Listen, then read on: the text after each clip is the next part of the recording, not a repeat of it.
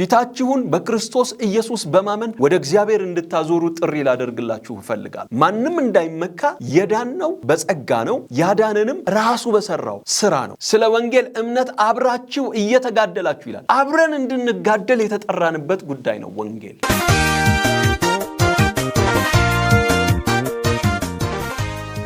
ሰላም ለእናንተ ይሁን የተወደዳችሁ ቅዱሳን ሁላችሁም በያላችሁበት የጌታ ሰላምና ጸጋ ይብዛላችሁ። መጋቢ ትምጌታ እባላለሁኝ። ወንጌል የጋራ ጥሪያችን በሚል ርዕስ የጌታን ቃል እንከፋፈላለን። የማቴዎስ ወንጌል ምዕራፍ 28 ቁጥር 19 ጀምሮ እንደዚህ ይላል። ስለዚህ ሂዱና ሕዝቦችን ሁሉ በአብ በወልድና በመንፈስ ቅዱስ ስም እያጠመቃችኋቸው ደቀ መዛሙርቴ አድርጓቸው፣ ያዘዝኋችሁንም ሁሉ እንዲጠብቁ አስተምሯቸው፣ እኔም እስከ ዓለም ፍጻሜ ድረስ ሁል ጊዜ ከእናንተ ጋር ነኝ ይላል። እንግዲህ ይህ ሁላችንም የምናውቀው ክፍል በክርስቶስ ኢየሱስ በተለይ በመጨረሻው የአገልግሎት ጊዜ ከማድረጉ በፊት ለቅዱሳን የሰጠው ለሐዋርያቱ የተናገረው መልእክት መሆኑን እናያለን። እንግዲህ በዚህ መልእክት ወደ ዓለም ሁሉ ሂዱ የሚለውን ትእዛዝ ለቤተ ክርስቲያን ሰጥቷል። ይህን ትእዛዝ ደግሞ ታላቁን ተልእኮ ብለን እንጠራዋለን። ሁላችንም እንደምናውቀው ወንጌል የጋራ ጥሪያችን ነው። ወንጌል የጋራ ጥሪያችን ነው ስንል ወንጌል ለአንዱ ተሰጥቶ ለሌላው ያልተሰጠ አገልግሎት አይደለም። ለወንጌላዊ ተሰጥቶ ለሌላኛው የአገልግሎት ክፍል ያልተሰጠ አይደለም። ወንጌል በኢየሱስ ክርስቶስ አምነው የዘላለምን ሕይወት ላገኙ ሁሉ የተሰጠ ወይም የቀረበ ጥሪ ነው። በቤተ ክርስቲያን ውስጥ ያለ ዳግም የተወለደ የትኛውም ሰው ወንድ ይሁን ሴት፣ አገልጋይ ይሁን ምእመን፣ ሁሉም ሰው ወንጌልን እንዲሰብክ በክርስቶስ ኢየሱስ በኩል ጥሪ ተደርጎለታል። እኔ ነብይ ነኝ ወንጌልን ለመስበክ ለኔ ጥሪ ያልተደረገም የምንልለት ጉዳይ አይደለም ማለት ነው። ወንጌል የኔም ጉዳይ ነው፣ ያንቺም ጉዳይ ነው፣ ያንተም ጉዳይ ነው፣ የሁላችንም ጉዳይ ነው። በዚህ ወንጌል የጋራ ጥሪያችን ነው በሚለው ርዕስ ስር አብረን ስንቆይ ሶስት መሰረታዊ ነጥቦችን እናነሳለን። የመጀመሪያው ነጥብ ወንጌል ስለማን ነው የሚለውን ሐሳብ እናያለን። በመቀጠልም ወንጌል ደግሞ ምን አይደለም የሚለውንም አብረን እናያለን። በመጨረሻም ወንጌል ለአማኞች ሁሉ የቀረበ የጋራ ጥሪ ነው ብለን ስንል ምን ማለታችን ነው የሚለውን አብረን እናነሳለን ማለት ነው። ወንጌል ስለማን ነው የሚለውን ነገር እንይ። ሮሜ ምዕራፍ 1 ከቁጥር 1 እስከ 3 ያለውን ክፍል ሄደን ስናይ በነቢያቱ አፍ በቅዱሳት መጽሐፍ አስቀድሞ ተስፋ ለተሰጠው ለእግዚአብሔር ወንጌል ተለዩ፣ ይህም ወንጌል በሥጋ ከዳዊት ዘር ስለተወለደው እንደ ቅድስና መንፈስ ግን ከሙታን በመነሳቱ ኃይል የእግዚአብሔር ልጅ ሆኖ ስለተገለጠው ስለ ኢየሱስ ክርስቶስ ነው። ወንጌል ብለን አንስተን ኢየሱስ ክርስቶስን ሳንሰብክ ብንቀር ያ ነገር ወንጌል አይደለም። ምናልባት መልካም ሥራ ሊሆን ይችላል፣ ምናልባት መልካም ድርጊት ሊሆን ይችላል። ስለ ኢየሱስ ክርስቶስ ባልተሰበከበት ሁኔታ ግን ወንጌል ነው ብለን ልንናገር አንችልም ማለት ነው። እንግዲህ የወንጌል ማዕከላዊ ባለቤቱ ኢየሱስ ክርስቶስ ነው። ቀጥለን ደግሞ ስናይ ወንጌል ስለ ኢየሱስ ክርስቶስ ነው ስንል ስለ ሞቱና ስለ ትንሣኤውም ጭምር ነው። እንግዲህ የወንጌል ዋናው መልእክት ክርስቶስ ኢየሱስ ስለ ኃጢአት ስለ መሞቱ፣ ስለ መቀበሩ እንዲሁም ደግሞ በሦስተኛው ቀን ከሙታን ስለ መነሳቱ የሚያውጅ የሚናገር ነው ማለት ነው። አንደኛ ቆሮንቶስ ምዕራፍ 15 ከቁጥር 3 እስከ 4 ሄደን ስናይ እኔ ደግሞ የተቀበልኩትን ከሁሉ በፊት አሳልፌ ሰጠዋችሁ፣ እንዲህ ብዬ መጽሐፍት እንደሚሉ ክርስቶስ ስለ ኃጢአታችን ሞተ ተቀበረም፣ መጽሐፍትም እንደሚሉ በሦስተኛው ቀን ከሙታን ተነሳ ይለናል። ስለዚህ ወንጌል ስለ ኢየሱስ ክርስቶስ ሞት ብቻ ሳይሆን ወንጌል ስለ ኢየሱስ ክርስቶስ ትንሣኤም ነው። ወንጌል ስለ ኢየሱስ ክርስቶስ ዳግም ምጽአትም ነው። አንደኛ ቆሮንቶስ 15:14 ላይ ደግሞ ሄደን ስናይ ምን ይለናል? ክርስቶስ ካልተነሳ እንግዲህ ስብከታችን ከንቱ ነው፣ እምነታችን ደግሞ ከንቱ ነው ይላል። ስለዚህ ስብከትም እምነትም ክርስቶስ ኢየሱስ ባልተሰበከበት ሁኔታ ከንቱ ነው ማለት ነው። ስለዚህ ወንጌል ብለን ስንል ስለ ልጁ ስለ ኢየሱስ ክርስቶስ መሆኑን እርግጠኞች መሆን አለብን። በሶስተኛ ደረጃ ወንጌል ስለ እግዚአብሔር መንግስት ነው። እንግዲህ ኢየሱስ በምድር ላይ በነበረበት ወቅት ያስተማረው ትምህርት ዋና ጭብጡ ኢየሱስ የእግዚአብሔርን መንግስት ወንጌልን እየሰበከ ዘመኑ ተፈጸመ፣ የእግዚአብሔር መንግስት ቀርባለች፣ ንስሐ ግቡ፣ በወንጌልም እመኑ እያለ ወደ ገሊላ መጣ ብሎ ይነግረናል። ዘመኑ ተፈጽሟል፣ የእግዚአብሔር መንግስት ቀርባለች፣ ንስሐ ግቡ፣ ወደ ወንጌልም ደግሞ ወደ እውነትም ደግሞ ምን በሉ ነው? ተመለሱ፣ ከዘላለም ጥፋት ወደ ዘላለም ሕይወት ኑ የሚል ስብከት ነበረው። ስለዚህ ወንጌል ምንድን ነው ብለን ስንል ወንጌል ስለ ኢየሱስ ክርስቶስ ነው። ወንጌል ደግሞ ስለ እግዚአብሔር መንግስት ጉዳይ ነው። ለዚህ ነው መጽሐፍ ሲናገር ስለ ወንጌልና ልጁ ይዞት ስለመጣው መልእክት ሕይወቱን የሚሰጥ ቤቱን የሚሰጥ ሁሉን ነገሩን የሚሰጥ በምድር 100 እጥፍ በሰማይ ደግሞ የዘላለምን ሕይወት የማይቀበል ማንም የለም ብሎ ይናገራል። ስለዚህ ወንጌል ስለ እግዚአብሔር መንግስት ጉዳይ ነው ማለት ነው። ሌላው ወንጌል ምንድነው ብለን ስናይ ወንጌል የደህንነት ጉዳይ ነው። ወንጌል የሰው ልጅ በክርስቶስ ኢየሱስ ከእግዚአብሔር ጋር የሚታረቅበትን መንገድ የምንናገርበት፣ ስለ እርቅ አድርጉ፣ ከእግዚአብሔር ጋር እርቅ ፈጽሙ። የሰው ልጅ በኃጢአት ምክንያት ከእግዚአብሔር ጋር ጥል መሆኑን እናውቃለን። ምክንያቱም ኃጢአት ከእግዚአብሔር ባህሪ ጋር ከማንነቱ ጋር አብሮ የማይሄድ ነገር ስለሆነ በኃጢአት ምክንያት በሰው ልጅና በእግዚአብሔር መካከል ያለውን የጥል ግድግዳ ኢየሱስ ክርስቶስ እንዳፈረሰው እናውቃለን። ያንን ጥል በክርስቶስ ኢየሱስ እርቅ መፈጸሚያ መንገድ ተገኝቷል። በክርስቶስ ኢየሱስ በኩል ከእግዚአብሔር ጋር ታረቁ የሚል የሰው ልጆችን ሁሉ ወደ እግዚአብሔር መንግስት የምንጣራበት ነው ማለት ነው ወንጌል። ለዚህ ነው የዮሐንስ ወንጌል 3:16 በእርሱ የሚያምን ሁሉ የዘላለም ሕይወት እንዲኖረው እንጂ እንዳይጠፋ እግዚአብሔር አንድያ ልጁን እስኪሰጥ ድረስ ዓለሙን ሁሉ እንዲሁ ወዷል የሚል መልእክት የተቀመጠ። ይሄ እርቅ የምንፈጽምበት መንገድ ነው። ከእግዚአብሔር ጋር ኃጢአት ጥል እንድንሆን አድርጎናል። በክርስቶስ ኢየሱስ ደግሞ የዘላለምን ሕይወት እንድንቀበልና ከእርሱ ጋር እርቅ እንድናደርግ ሆኖልናል። ሮሜ 1:16 ላይ ደግሞ ሄደን ስናነብ እንደዚህ ይለናል፣ በወንጌል አላፍርምና አስቀድሞ ለአይሁዳዊ ደግሞ ለግሪክ ሰው ለሚያምኑ ሁሉ የእግዚአብሔር ኃይል ለማዳን ነውና። ስለዚህ እግዚአብሔር ኃይሉን የገለጠው በክርስቶስ ኢየሱስ ያንን ሁሉ ሥራ የሰራው ከእግዚአብሔር ጋር እርቅ እንድናደርግ አስቀድመን ወደ ጣልነው ክብር መመለስ እንዲሆንልን። ዛሬ በዚህ ሰዓት ለእናንተ መልእክት አለኝ። ከእግዚአብሔር ጋር እርቅ ለማድረግ የምትፈልጉ ሁሉ ፊታችሁን በክርስቶስ ኢየሱስ በማመን ወደ እግዚአብሔር እንድታዞሩ ጥሪ ላደርግላችሁ እፈልጋለሁ። የሰው ልጆች ሁሉ ከእግዚአብሔር ጋር የሚታረቁበት ነገር መሆኑን አውቀን የሰው ልጅ ከእግዚአብሔር ጋር እርቅ የሚፈጽምበትን መንገድ ለፍጥረት ሁሉ ልንናገር ያስፈልጋል ማለት ነው። ወንጌል ይሄ ነው ብለን ካልን ወንጌል እስቲ ምን አይደለም የሚለውን ደግሞ እንይ። ያመንነውን ወንጌል በብዙ መንገድ ልንገልጠው እንችላለን። ለምሳሌ ሰዎችን ብናበላቸው ብናጠጣቸው ያ የወንጌል ባህሪ ነው። ነገር ግን ወንጌል ማብላትና ማጠጣት ብቻ ወንጌል አይደለም። የሰዎችን ሆድ ሞልተን ብንለቃቸው ያለ ኢየሱስ ክርስቶስ ሳንነግራቸው ሳንመሰክርላቸው ብንለቃቸው እርሱ ወንጌል አይደለም። ወንጌል ግን የሰዎችን ሁለንተና ከመድረስ አንጻር ስራ የምንሰራበት ነው። አንዳንድ ጊዜ የእርዳታ ድርጅቶች የሚሰሩትን አይነት ስራ ቤተ ክርስቲያን ስትሰራ እናያለን። ቤተ ክርስቲያን ምድር ላይ ያለችው ታላቁን ተልእኮ ከመፈጸም አንጻር ነው። እንደዛ ከሆነ ሰዎችን አብልተን አጠጥተን ከረሃባቸው አስታክሰን መላክ ብቻ አይደለም የቤተ ክርስቲያን ስራ። ታላቁ ተልእኮ የሰዎችን ነፍስም በክርስቶስ ኢየሱስ ከእግዚአብሔር ጋር እርቅ እንድናደርግ ጥሪ የምናደርግበት መድረክ መሆኑ መታወቅ መቻል አለበት።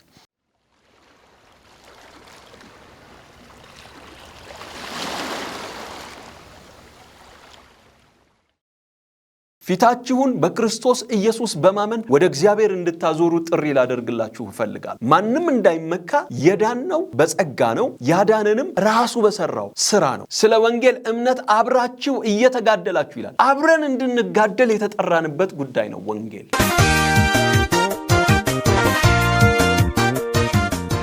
እንግዲህ ወንጌል ምን አይደለም ብለን እንመልከት። ባለን ልምድ በጣም ብዙ ሰዎች የወንጌልን ጉዳይ ከተለያዩ ስራዎች ጋር ሕግን ከመጠበቅ ጋር እንደዚህ ከመሳሰሉ ነገሮች ጋር ሰዎች ያያይዙታል። እውነት ነው። ወንጌል 3 አይነት ነገሮች አሉት። የመጀመሪያው ለደህንነት የተጠራንበት ነው። ሁለተኛ ደግሞ በቅድስና እንድንኖር የተጠራንበት ነው። ሶስተኛ ደግሞ እንድናገለግልም የተጠራንበት ነው። ለዚህ ነው ለወንጌል የሚገባውን ኑሮ ኑሩ የሚለውን ጳውሎስ ደግሞ ደጋግሞ የሚጽፍልን ማለት ነው። እስቲ ወንጌል ምን አይደለም ስንል የሰው ልጅ የሥራ ውጤት አይደለም። ወንጌል ተራራ ወጥተን የምናገኘው ነገር አይደለም። ወንጌል ሕግን በመጠበቅ የምናዘጋጀው ነገር አይደለም። ወንጌል የሕይወት ምሳሌነትን ይጠይቃል። አዎ። ወንጌል ግን በልጁ በኢየሱስ ክርስቶስ የተዘጋጀና የተሰራ ብቻ ነው። አብ ልጁን የሰጠበት፣ ልጁ ደግሞ ራሱን የሰጠበት ነው። ስለዚህ ወንጌል የሰው ልጆች የሥራ ውጤት አይደለም። ወንጌል በኢየሱስ ክርስቶስ እግዚአብሔር በክርስቶስ ኢየሱስ ያዘጋጀልን የደህንነት መንገድ ነው። ልጁ ደግሞ ራሱን የሰጠበት መንገድ ነው። ስለዚህ ወንጌልን በአንድም በሌላም ከተለያዩ ነገሮች ጋር ልንሸቅጠው አይገባም። ለዚህ ነው ገላትያ 2:16 ሰው በኢየሱስ ክርስቶስ በማመን እንዲጸድቅ እንጂ በሕግ ሥራ እንዳይሆን አወቅን ይላል። ሕግን በመጠበቅ ሥጋ የለበሰ ሁሉ አይጸድቅምና ነው የሚለው። ስለዚህ ሕግን በመጠበቅ መልካም ሥራ በመስራት የሆነ ነገር በማድረግ የእግዚአብሔርን መንግሥት ወይንም ደግሞ ወንጌልን ፉልፊል ማድረግ አንችልም። ወንጌልን ሙሉ ለሙሉ ሊተካ የሚችል ምንም አይነት ነገር የለም።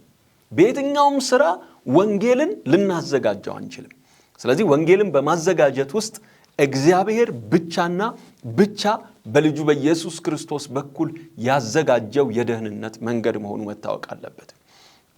ኤፌሶን 2:8-9 ላይ ሄደን ስናይ ጸጋው በእምነት አድኗችኋልና ማንም እንዳይመካ ከምን አይደለም ይላል? ከሥራ አይደለም ይላል። ይሄ በተለያየ ነገር ብዙ ጊዜ ይወሰድና ወንጌል የመልካም ሥራ ጠል እንደሆነ ተደርጎ ይታሰባል። ነገር ግን አይደለም። ማንም እንዳይመካ የዳነው በጸጋ ነው። ያዳነንም ራሱ በሰራው ሥራ ነው። እኛ ሚኖረን ድርሻ ምንድነው? የተዘጋጀልንን ወንጌል በእምነት በኩል መቀበል ነው። ለዚህ ነው ዕብራውያን ሲናገር አሁን ወዳላችሁበት እምነት እንኳን የመጣችሁት በእምነት በኩል ነው ብሎ የሚነግረን ለዛ ነው። ስለዚህ ወንጌል የሰው ሥራ ውጤት አይደለም። ሌላ ወንጌል ያልሆነው ነገር ምንድነው? ሰብአዊ ጥበብ ወይም ደግሞ ፍልስፍና አይደለም። የሰው ልጅ የጥበብ ውጤት አይደለም። ወንጌል ፍልስፍና አይደለም ብለን ስንል ምን ማለታችን ነው? በሰው ብልሃት ዕውቀት የተዘጋጀ አይደለም። አንድ ዕውቅ ደራሲ ቁጭ ብሎ ወንጌል ማለት እንዲህ ነው እያለ የመጣለትን ምናባዊ ስሜት የጻፈበት አይደለም። ወንጌል ሕፃናትን የምናስተኛበት ተረት አይደለም።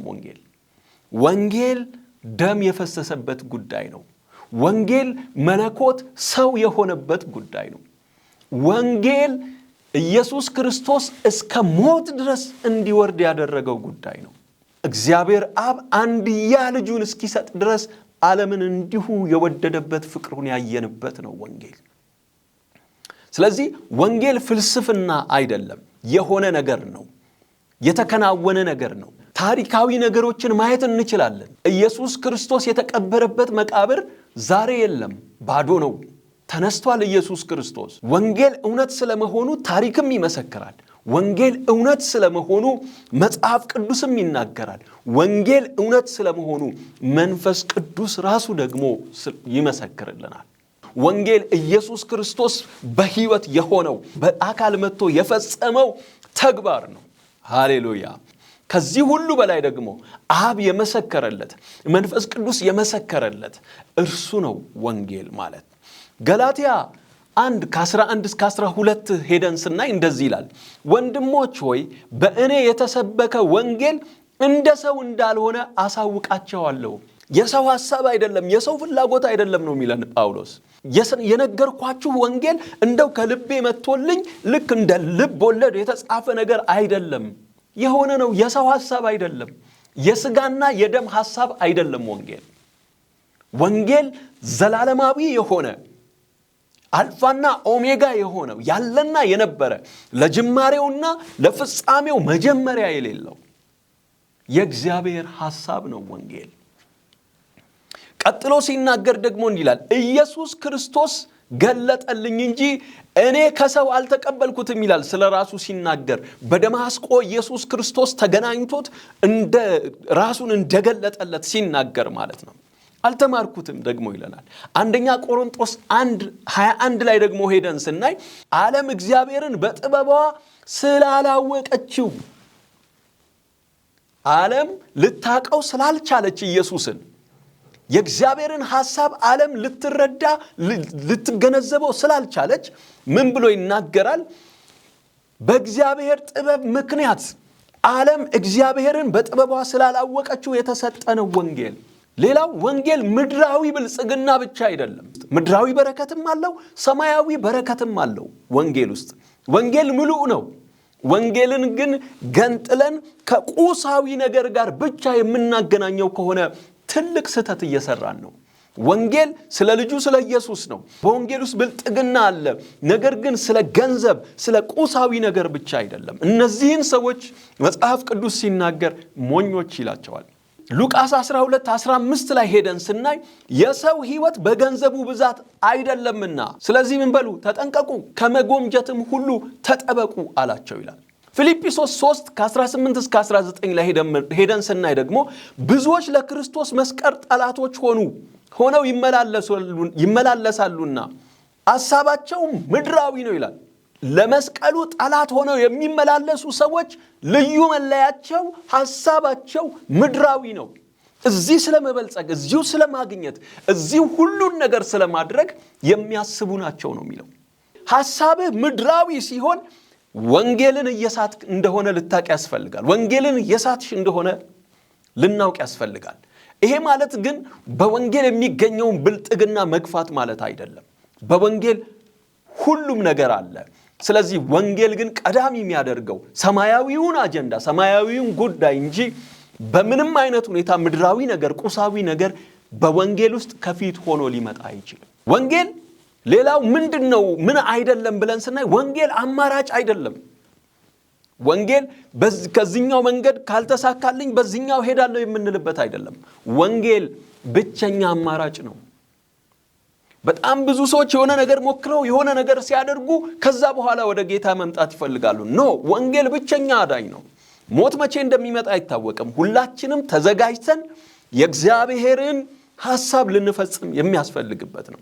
ሐዋርያት ሥራ ምዕራፍ 4:12 ሲናገር መዳን በሌላ የለም፣ እንድንበት ዘንድ ለሰዎች የተሰጠ ከሰማይ በታች ሌላ ስም የለም።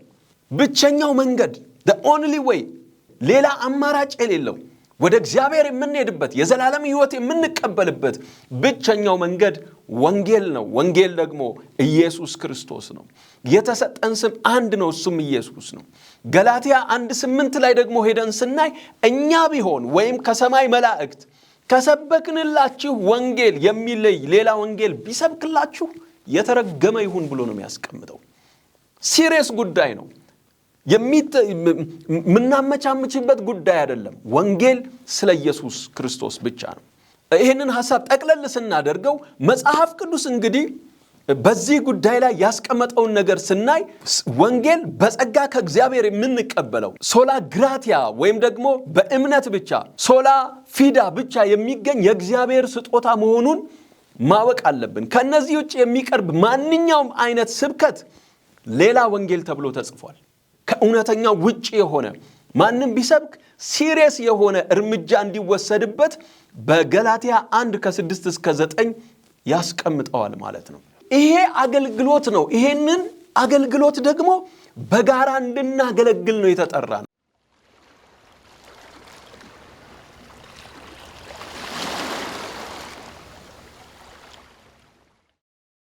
ፊታችሁን በክርስቶስ ኢየሱስ በማመን ወደ እግዚአብሔር እንድታዞሩ ጥሪ ላደርግላችሁ እፈልጋለሁ። ማንም እንዳይመካ የዳነው በጸጋ ነው፣ ያዳነንም ራሱ በሰራው ስራ ነው። ስለ ወንጌል እምነት አብራችሁ እየተጋደላችሁ ይላል። አብረን እንድንጋደል የተጠራንበት ጉዳይ ነው ወንጌል